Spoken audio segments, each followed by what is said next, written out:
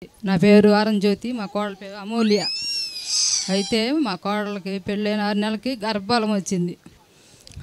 3 నెలలు రాకపోతే గవర్నమెంట్ హాస్పిటల్కి తీసుకెళ్తే గర్భం కాదన్నారు.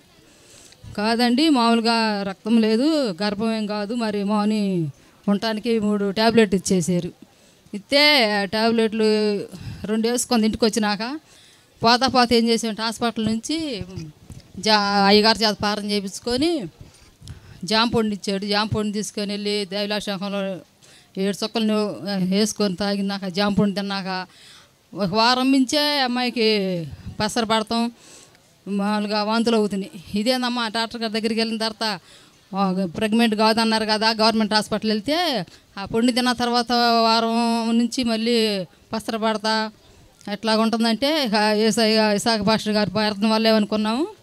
అట్లాగనే మళ్ళీ హాస్పిటల్ వెళ్తే 3 నెలల గర్భిణి అమ్మ అన్నారు. ఏసాయి కొందనాలు అనుకున్నాం. బిడ్డ మగ పిల్లడు పుడితే నేను ఇసాకయ్య గారు అని పేరు పెట్టుకుంటాను అనుకున్నా. దేవుడి చిన్న సాక్ష్యం దీవించి ఆశీర్వదించను కాక